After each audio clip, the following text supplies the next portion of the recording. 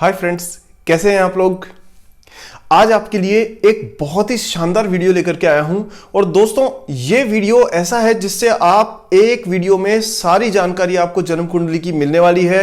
हर वो चीज मैं आपको बताने वाला हूं जिससे आप खुद अपनी जन्म कुंडली बना भी सकें और उससे संबंधित हर चीज को कैलकुलेट करके अपना खुद के डिसीजंस प्रॉपरली ले पाएं। मित्रों, आपको किसी एस्ट्रोलॉजर के पास जाने की जरूरत नहीं है। अगर ये वीडियो आपने लास्ट तक देख लिया तो मैं आपको कह रहा हूं आप एक्सपर्ट बन जाएंगे अपनी जन्म कुंडली को लेकर के, और आप अपने जीवन के सही डिसीजंस ले पाएंगे जिससे आपको मैक्सिमम फायदा मिल पाएगा। तो दोस्तों, मेरी रिक्वेस्ट ये है कि आप इसका एक सेकंड भी इस वीडियो का वेस्ट मत करिएगा, पूरा देखिएगा और बार बार देखिएगा जब तक आपको चीज समझ में नहीं आ जाए। कोई प्रॉब्लम हो तो आप मुझसे कमेंट सेक्शन में जरूर पूछिएगा। चलिए दोस्तों, शुरू करते हैं इस वीडियो को, लेकिन उससे पहले आप मेरे चैनल को सब्सक्राइब कर लीजिए ताकि आप इससे जुड़ जाएं, और दूसरा बेल आइकन को भी ऑन कर दीजिएगा ताकि आपको मेरी नेक्स्ट वीडियो जो है वो तुरंत मिल जाए। तो दोस्तों, शुरू करते हैं बिना किसी देर के इस बहुत ही इंटरेस्टिंग टॉपिक को, और बड़ा मजा आने वाला है आपको। लास्ट तक बनिए रहिएगा। Let's start. तो दोस्तों, सबसे पहली बात यह है कि जन्म कुंडली एक्चुअली है क्या। तो दोस्तों, ये जन्म कुंडली एक्चुअली आपका एक मैप है, एक चार्ट है, जो जिस समय आपका जन्म हुआ, जिस जगह आपका जन्म हुआ, उसके हिसाब से आकाश में जो अलग अलग प्लैनेट्स और अलग अलग हेवनली बॉडीज जहां मौजूद थे, जिस कॉन्स्टिलेशन में, जिस राशि में मौजूद थे, उसमें उसका सारी मैप है। एक तरीके से जैसे पृथ्वी का मैप होता है तो हम उसको देख के पता कर लेते हैं ना कि इस जगह से इस जगह के बीच में कितनी डिस्टेंस है, जाने में कितना टाइम लगेगा, रास्ता कैसा रहेगा। उसी तरह से आपकी जन्म कुंडली देख करके आपके पूरे जीवन के बारे में हम प्रेडिक्शन कर सकते हैं। तो दोस्तों, सबसे पहली बात यह है कि पहली स्टेप क्या ली जाए। तो पहली मैं आपको पूरी स्टेप बाय स्टेप बताऊंगा ताकि बहुत क्लैरिटी से आपको ये चीज समझ में आएगी। तो स्टार्ट करते हैं पहली स्टेप से। सबसे पहले आपको क्या करना है, सबसे पहले आप अपने एंड्रॉइड या iOS मोबाइल फोन जो भी है उसमें आप एस्ट्रोलॉजी से रिलेटेड, कुंडली से रिलेटेड बहुत सारे ऐप्स होते हैं, तो कोई सा भी एक अच्छा सा ऐप डाउनलोड कर लीजिए। मैं तो कहूँगा सारे ऐप्स अच्छे हैं, लेकिन फिर भी आप अगर जानना चाहते हैं तो एस्ट्रो सेज आप कर सकते हैं, कुंडली सॉफ्टवेयर आप कर सकते हैं, पंचांग हिंदू कैलेंडर करके एक होता है वो कर सकते हैं। बहुत सारे ऐप्स हैं। जब आप ऐप को डाउनलोड कर लें तो दोस्तों उसमें आपको फर्स्ट स्टेप के तो सेकंड स्टेप के तौर पे ये एंट्रीज करनी है कि आपको अपना नाम उसमें डालना है, date of birth, place of birth and time of birth. ये 1 2 3 4 ये चार चीजें आप जैसे ही उसमें एंटर करेंगे तो आपके सामने एक इस तरीके का चार्ट बनकर के सामने आ जाएगा, जिसे हम कहते हैं बर्थ चार्ट या लग्न कुंडली या जन्म कुंडली। दोस्तों, जहां पर सबसे पहला, इसमें 12 सेक्शंस होते हैं, उसमें जो पहला सेक्शन है यहां लिखा होगा आपको लय। जहां पर भी लय लिखा हुआ हो, अगर इंग्लिश में है तो लिखा होगा लग्न, लय या लग्न, जहां भी लिखा होता है वो पहला हाउस होता है। और हर हाउस यहां से आगे बढ़ते हुए एक खास डिपार्टमेंट को रिप्रेजेंट करता है आपकी जीवन में जो डिपार्टमेंट्स है उनमें से। जैसे सबसे पहला ये पहला हाउस है, फर्स्ट हाउस, ये आपके सेल्फ यानी अपने आप को रिप्रेजेंट करता है। आप खुद, आपकी पर्सनैलिटी, आपकी थॉट प्रोसेस, आपकी बॉडी, आपके इम्यून सिस्टम, आपकी सोचने का तरीका, आपकी आइडेंटिटी क्या है, लोग आपको कैसे पहचानते हैं। सेकंड हाउस दोस्तों इसी तरीके से है, जो आपकी वाणी, आपकी मतलब बोली है, उसको प्रेजेंट करता है, आपकी फैमिली को, आपकी मनी को, रिसोर्सेज को। थर्ड हाउस पराक्रम का है, यानी कि आप करेज कितना है, आप कितना कर्मठ, कितनी मेहनत करते हैं। चौथा है वो आपके मदर का और सुख का स्थान है। पांचवा हाउस जो है वो आपके ज्ञान यानी नॉलेज का हाउस है। सिक्स हाउस जो है वो दुश्मनों का, बीमारी का, ऋण, रोग, दुर्घटना, इन सब का है। सेवंथ हाउस आपके लाइफ या जो बिजनेस पार्टनर और डेली इनकम है उससे रिलेटेड है। एट्थ हाउस जो है वो आपका सीक्रेट और मिस्टीरियस चीजों के बारे में है, साथ ही ये एज और डेथ का हाउस भी है। नाइन्थ हाउस दोस्तों ये रिप्रेजेंट करता है आपका लक और साथ में आपकी स्पिरिचुअलिटी, रिलीजियस, आपकी थॉट प्रोसेस, उसको। 10th हाउस आपके कर्म का यानी प्रोफेशन का हाउस है, और ये बहुत इंपॉर्टेंट रहता है क्योंकि इससे आप बाकी की सारी जिंदगी में आप कैसा आगे तरक्की करेंगे वो, और कैसा काम करेंगे, इंटरेस्ट किस चीज में रहेगा आपका, वो आपका यहां से तय होता है। 11th हाउस जो है वो इनकम का हाउस है, और 12th हाउस दोस्तों वो है आपका एक्सपेंसेस का। इस तरह से ये 12 हाउसेस जो है ये और इनके जो डिपार्टमेंट मैंने आपको बताए हैं ये हमेशा ही फिक्स रहते हैं। अब क्या होता है कि इन सारे जो डिपार्टमेंट्स हैं उनमें आपको बाकी सारे ये नंबर्स के अलावा कुछ और नंबर्स लिखे हुए दिखेंगे, जिन्हें हम कहते हैं दोस्तों राशि। अब राशि कौन कौन सी हो सकती है? राशि दोस्तों 12 प्रकार की होती है, जो आपने देखा है जैसे यहां लिखा हुआ है। तो अब आप ना नेक्स्ट स्टेप के तौर पे राशि को देखिए। फर्स्ट स्टेप आपकी हो गई, आपने डिटेल्स डाली। सेकंड आपके पास में बर्थ चार्ट बन के आ गया। थर्ड स्टेज ये है कि अब आप देखिए कि कौन सा किस राशि में है। तो जैसे आप देखेंगे कि यहां पर सपोज करिए यहां पर लिखा हुआ है नंबर 3, ठीक है। ये सब छोड़ दीजिए, ये जो ग्रीन कलर में लिखा हुआ है ये तो फिक्स डिपार्टमेंट है, इसमें कोई चेंजेस आने वाले नहीं है, ये तो हमेशा फिक्स रहेंगे। लेकिन राशि जो होती है दोस्तों हर एक के चार्ट में अलग अलग होती है। अब बात ये कि राशि होती क्या है? राशि एक्चुअली क्या होता है कि हमारा जो सन और जो सोलर सिस्टम है उसके चारों तरफ तारा मंडलों का, यानी कि बहुत सारे जो तारा है, स्टार्स हैं, उन सब का, कॉन्स्टलेशंस का एक समूह बने हुए हैं अलग अलग, और वो सारे के सारे एक खास शेप में हमने उनको कर रखा है, बना रखा है। उनकी शेप आइडेंटिफाई करके हम उन सबको एक ग्रुप में देखते हैं। तो ये सारे जो ग्रुप्स होते हैं ये सारे एक एक ग्रुप की एक एक शेप है, तो उसको हमने एक नाम दे दिया। जैसे पहला वाला है एरीज।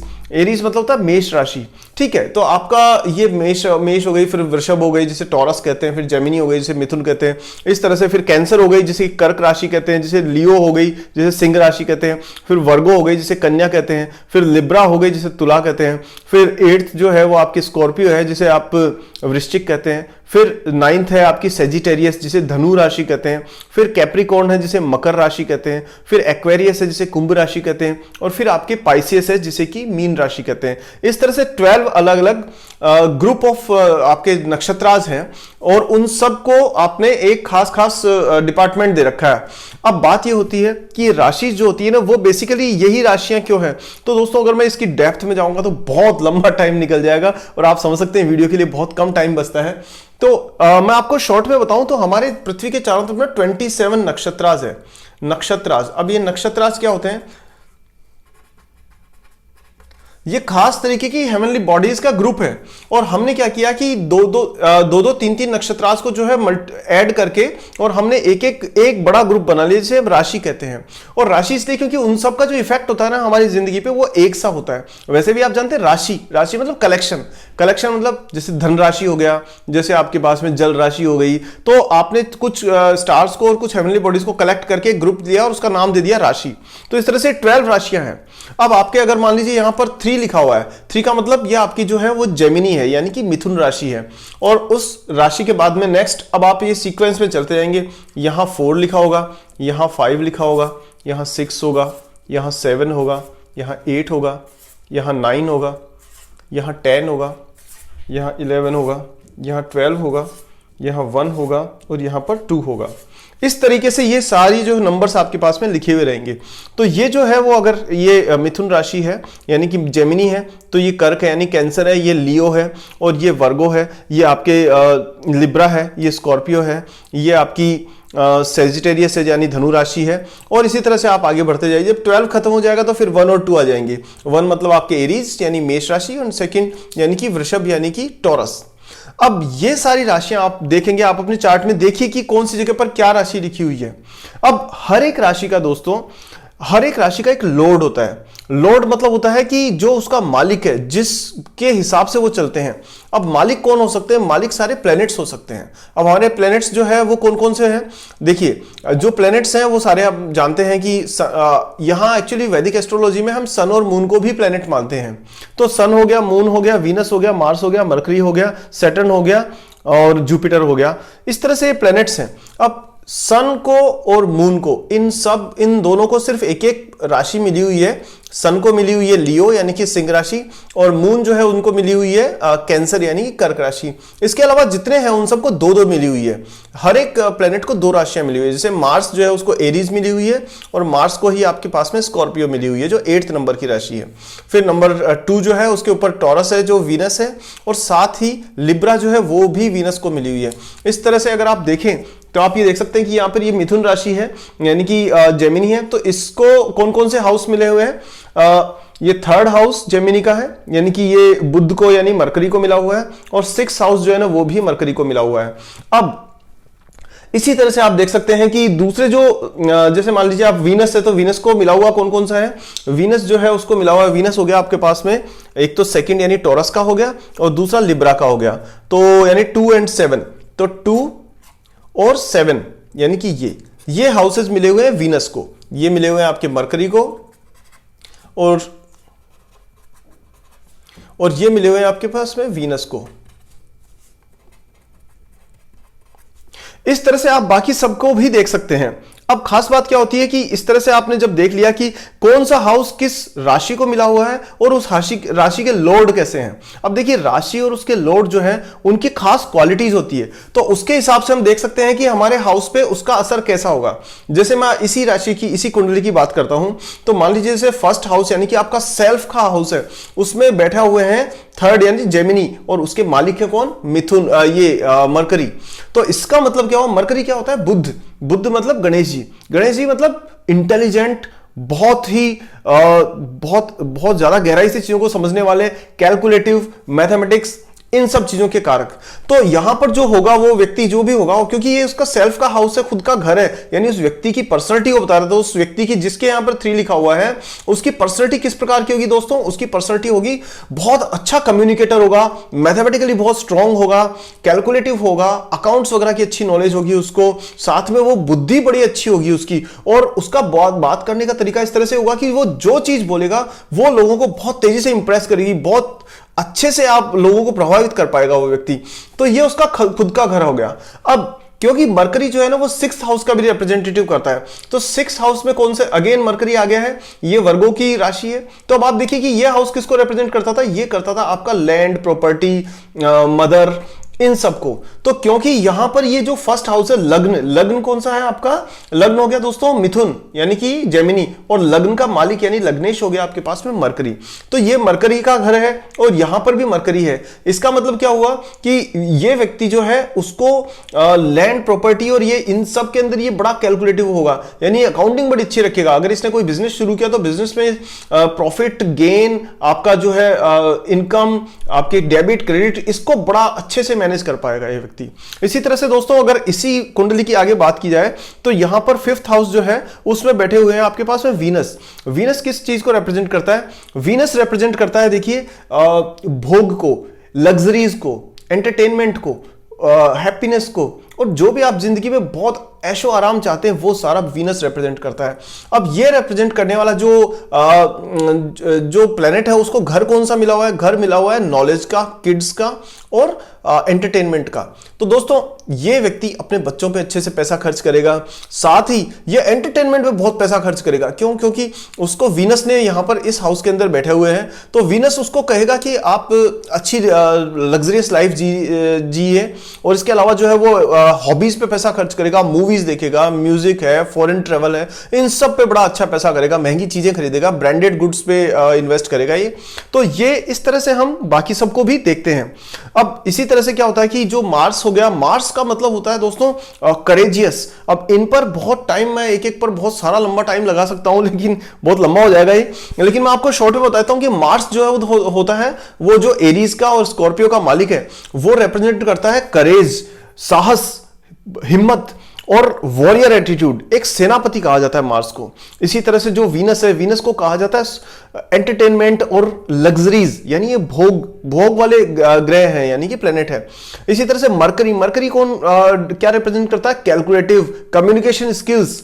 और नेक्स्ट आता है मून। मून रिप्रेजेंट करता है इमोशंस को। तो जिसके भी किसी में मान लीजिए किसी व्यक्ति की कुंडली में यहाँ पे 4 लिखा हुआ है, 3 की जगह 4 नंबर है, 4 नंबर हो गया आपका कैंसर। कैंसर का मतलब हो गया कि मून। तो ऐसा व्यक्ति, उसकी पर्सनैलिटी होगी इमोशनल, वो बहुत भावुक होगा, वो बातों बातों में बहुत भोला होगा और उसको बड़ा आसानी से इमोशनली ब्लैकमेल किया जा सकता है। लेकिन दूसरा पॉजिटिव पक्ष ये है कि वो अपनी बातों को इस तरह से स्वीटली सामने रखेगा कि वो दिल जीतेगा, लोगों के मन जीत लेगा, बहुत इंप्रेसिव होगा वो। तो इस तरह से जिस प्रकार का ये हाउस में जो प्लेनेट बैठा हुआ है उसका असर उस व्यक्ति के उस पर्टिकुलर डिपार्टमेंट पे पड़ता है। जैसे पहले हाउस में जो बैठा हुआ है तो उसकी पर्सनैलिटी उस टाइप की होगी। अब मान लीजिए कि नेक्स्ट अब अपन चलते हैं, सन हो गया, मून हो गया, मार्स हो गया, वीनस हो गया, फिर अपन आते हैं जुपिटर पे। जुपिटर रिप्रेजेंट करता है हैवीनेस को, बड़ेपन को, साथ ही नॉलेज को। और गहराई को, तो जुपिटर जो है ना वो गुरु है, गुरुदेव है, तो उनकी नॉलेज ज्यादा होगी। तो यहां अगर मान लीजिए किसी के 9 नंबर लिखा हुआ है, यानी वो जुपिटर का हाउस है, तो वो व्यक्ति जो होगा वो बड़ा ही नॉलेजेबल होगा, उसको बहुत गहरी जानकारी होगी हर सब्जेक्ट की, और वो बातों को समझा भी अच्छे से पाएगा। अगर वो टीचिंग फील्ड में जाता है, या अगर मान लीजिए उसको कोई भी चीज को, किसी चीज लोगों को एक्सप्लेन करना है, तो बहुत अच्छे से कर पाएगा और उसकी नॉलेज बड़ी जबरदस्त होगी। इसी तरह से नेक्स्ट है दोस्तों सैटर्न है शनि। इसके बारे में अक्सर लोग कंफ्यूज रहते हैं कि शनि हमेशा नुकसान करता है। एक्चुअली शनि ऐसा है नहीं, लेकिन शनि रिप्रेजेंट करता है दोस्तों गहरी रिसर्च को, और साथ ही ये रिप्रेजेंट करता है वेरी हार्ड वर्किंग नेचर को। साथ ही ये जो दास लोग हैं, जो कि लेबर क्लास है, उनको रिप्रेजेंट करता है। तो अगर मान लीजिए कि किसी के यहां पर कैप्रिकॉर्न है, इसका मतलब वो व्यक्ति जो है ना वो लेबर के प्रति बड़ा उदार होगा, मतलब वो अपनी टीम को अच्छे से मैनेज करेगा, जो छोटे तबके के लोग हैं, जो गरीब हैं, उनकी हेल्प करेगा। साथ ही सैटर्न रिप्रेजेंट करते हैं न्याय को, यानी जस्टिस को। तो अगर किसी के यहां पर सैटर्न है, तो इसका मतलब वो व्यक्ति ना वो दूध का दूध और पानी का पानी करके चलेगा, वो हर चीज को बिल्कुल क्लियर रखेगा, कोई घालमेल नहीं, कोई गोलमाल नहीं। तो दोस्तों ये प्लैनेट्स के हिसाब से आप देख सकते हैं आपके कौन से डिपार्टमेंट में कौन सी प्लैनेट की राशि है, जिससे आप पता कर सकते हैं कि उस प्लैनेट का असर आपके उस डिपार्टमेंट पे होने वाला है। चलिए दोस्तों, इससे आगे अगर हम चलते हैं तो नेक्स्ट ये है कि ये जो प्लैनेट्स हैं, ये राशियों के अलावा कहीं बैठे हुए भी होंगे। बैठे मतलब किसी न किसी हाउस के अंदर इनकी प्रेजेंस भी होगी। मान लीजिए जैसे किसी के यहां पर लिखा हुआ है मरकरी, या फिर लिखा हुआ है बुध, हिंदी में अगर कहें तो ये बुध लिखा हुआ है। इसका मतलब कि वो 5th हाउस में बुध बैठे हुए हैं। हालांकि राशि तो उनकी ये है, देखिए बुध जो है या मरकरी की राशि तो ये और ये है, लेकिन उनकी खुद की पोजीशन वो कहां है। जब आप जन्मे थे तो बुध किस राशि में थे, वो थे आपके 7th यानी तुला राशि के अंदर, यानी कि लिब्रा के अंदर। अब ये कैसे पता पड़े कि ये कब ये सचमुच में यहां बैठे हुए हैं या नहीं है। तो दोस्तों इसके लिए मैं आपके एक अलग वीडियो में बताऊंगा कि जो कुछ यहां बना हुआ है वो एग्जैक्टली आपको आकाश में साफ नजर आएगा। कुछ ऐप्स ऐसे हैं, जिसे आप इंडियन स्काई मैप करके एक ऐप है, उसको डाउनलोड करिए, इंडियन स्काई मैप। जब आप इस ऐप को डाउनलोड करके और इसमें आप देखेंगे कि आकाश की तरफ जब आप इसको पॉइंट करेंगे तो आपको साफ नजर आएगा कि किस राशि में कौन सा ग्रह दिख रहा है। जहां जुपिटर होगा, मान लीजिए वो कैप्रिकॉर्न में है, तो साफ दिखेगा कैप्रिकॉर्न में जुपिटर है। तो ये प्लेनेट कौन सा कहां बैठा हुआ है, ये आप यहां से देख सकते हैं। अब खास बात यह है दोस्तों कि प्लेनेट जो होते हैं उनकी डिग्रीज होती है, कि वो जैसे हम देखें कि 12 राशिज है, और धरती के चारों तरफ जो है 360 डिग्रीज का पूरा एक ये सर्कुलर जो है वो पाथ बना हुआ है। तो क्या होगा कि अगर आप 360 डिग्रीज को 12 से डिवाइड करें तो आता है 30 डिग्री, यानी कि हर एक राशि को, हर एक डिवीजन को यहां पर 30 डिग्री का स्पेस मिलेगा, इसमें 30 डिग्री। तो क्या होता है कि अगर किसी बुध ने मान लीजिए यहां पर एंटर ही किया है, तो वो सपोज करिए यहां पर मौजूद है, यानी कि इसमें अगर मान लीजिए बुध यहां है तो स्टार्टिंग में है मान लीजिए, तो उनकी डिग्री होगी 0 to 6 डिग्री के बीच में, और उसके हिसाब से उनका असर बहुत कम होगा।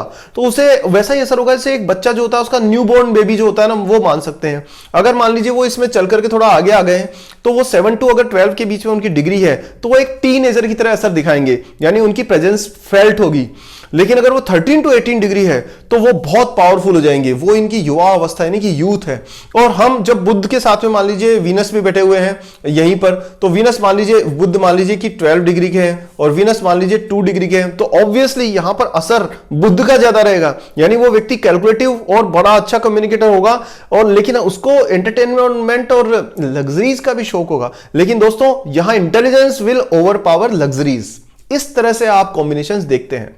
तो फिर अगर 13 to 12 18 डिग्री है तो वो जो होगा वो क्या होगा, आपका यंग होगा। फिर उसके बाद में 19 to 20 में ओल्ड हो जाएगा, और 25 से 30 डिग्री में वो सेनाइल यानी कि बिल्कुल मृत अवस्था में चला जाएगा, जिसका असर लगभग नए के बराबर होगा। दोस्तों मैं इस वीडियो में आगे आपको बताने वाला हूं दृष्टि संबंध, रिलेशनशिप, उच्च और नीच के ग्रह, हाउसेस और दशाएं, और लास्ट में दूंगा मैं आपको सॉल्यूशंस। लेकिन दोस्तों ये वीडियो मैं यहीं पर रोक रहा हूं, इसका सेकंड पार्ट में मैं इसको कंटिन्यू करूंगा, क्योंकि अदरवाइज वीडियो बहुत लंबी हो जाएगी। तो दोस्तों मिलते हैं सेकंड पार्ट में, उसे भी जरूर देखिएगा, और इस पार्ट से रिलेटेड कोई क्वेश्चन हो तो जरूर पूछिए कमेंट सेक्शन में। और दोस्तों इसको ज्यादा से ज्यादा लोगों तक इस नॉलेज को फैलाइए, क्योंकि ये नॉलेज आपने जिस किसी को दे दी और आपने खुद ने भी सीख ली, तो ये मान के चलिए कि आपकी जिंदगी का पूरा कंट्रोल आपके हाथ में होगा। ठीक है दोस्तों, तो अगले वीडियो में जल्दी जल्दी मिलते हैं। चैनल को सब्सक्राइब नहीं किया तो तुरंत कर लीजिए, और नया वीडियो मैं जल्दी ही बनाने वाला हूं। तो मिलते हैं दोस्तों वेरी शॉर्टली। तब तक के लिए खुश रहिए, आबाद रहिए, and enjoy your life like a king. Thank you very much and take care, bye bye.